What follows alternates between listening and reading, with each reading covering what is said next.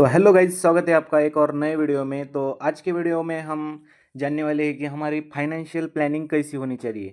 मतलब मैं जस्ट आपको 7 टिप्स देने वाला हूँ और वही टिप्स आप अगर फॉलो करें तो आपका फाइनेंशियल बैकग्राउंड है वो मजबूत हो जाएगा।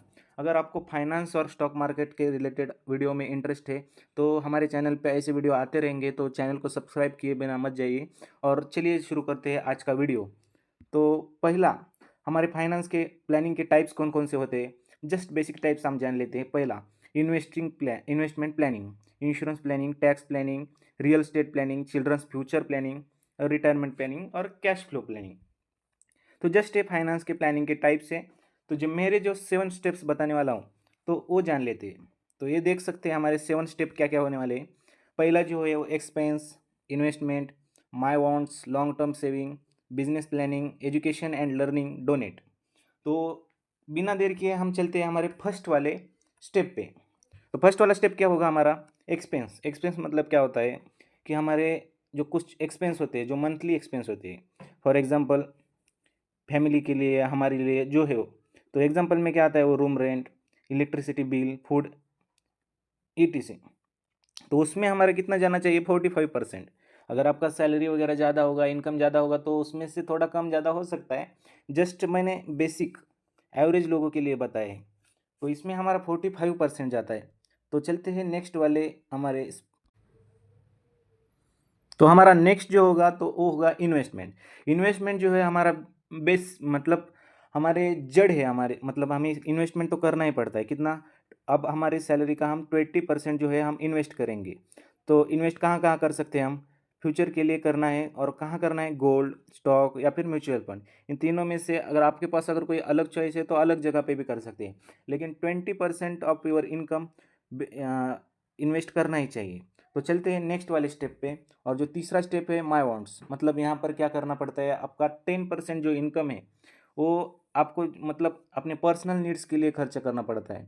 फॉर एग्जांपल ट्रिप्स के लिए कर सकते हैं, ट्रैवल के लिए कर सकते हैं, और क्लॉथ, कपड़े वगैरह, खाना पीना जो है वो करना है कर सकते हैं। तो चौथा पॉइंट जो हमारा आता है वो long term saving. Long term saving किस लिए होता है, हमारे रिटायरमेंट के बाद अगर कुछ खर्चा हुआ, रिटायरमेंट के बाद हमारा इनकम वगैरह कम होता है, इसलिए ये लॉन्ग टर्म सेविंग जो है हमें राहत देता है। तो उसमें क्या क्या एग्जांपल में हम क्या ले सकते हैं कि हॉस्पिटल का खर्चा वगैरह, रिटायरमेंट के बाद हॉबीज़ कुछ होती है हमारी करने की, तो वो सब हम कर सकते हैं ये 10% वाले इन्वेस्टमेंट से।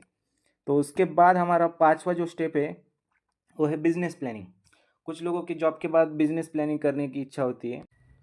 तो हमारा 10% जो अमाउंट है वो बिजनेस प्लानिंग के लिए जाना चाहिए। आप कहीं पे सेव भी कर सकते हैं या एफडी वगैरह कुछ भी कर सकते हैं, क्योंकि फिर फ्यूचर में हमको ये रिग्रेट होता है कि हमने बिजनेस के लिए अमाउंट नहीं रखा, या फिर बिजनेस के लिए हमारे पास अमाउंट नहीं होता है, हम लोन वगैरह ले लेते हैं। इसकी बाबत नहीं आए, इसके लिए हम क्या करना चाहिए, हमें 10% इन्वेस्टमेंट के लिए अमाउंट पहले से ही निकाल के रखना चाहिए। तो चलिए चलते हैं छठे वाले हमारे स्टेप पे। उसके बाद जो आता है education and learning. Education and learning में हम कितना 4% स्पेंड करना चाहते हैं।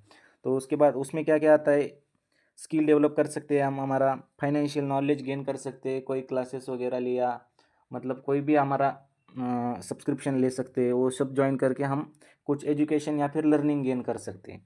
उसके बाद जो आता है डोनेट, ये जो है ऑप्शनल है, क्योंकि कुछ लोगों को डोनेट करना होता है, नहीं करना होता है, तो ये जो स्टेप है वो ऑप्शनल में आता है। अगर ये जो मतलब हम डोनेट नहीं करना चाहते तो हम ये सेविंग में भी डाल सकते हैं। तो कुछ लोग मन की शांति के लिए कर सकते हैं डोनेट, और कुछ लोग नहीं करते। तो ये जो थे वो 7 बेसिक स्टेप थे, और ये बेसिक स्टेप फॉलो करके आप अपना फाइनेंशियल प्लानिंग कर सकते हैं।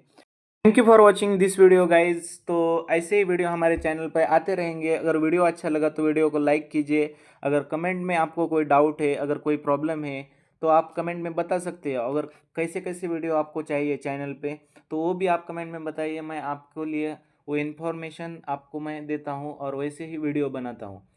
तो थैंक यू।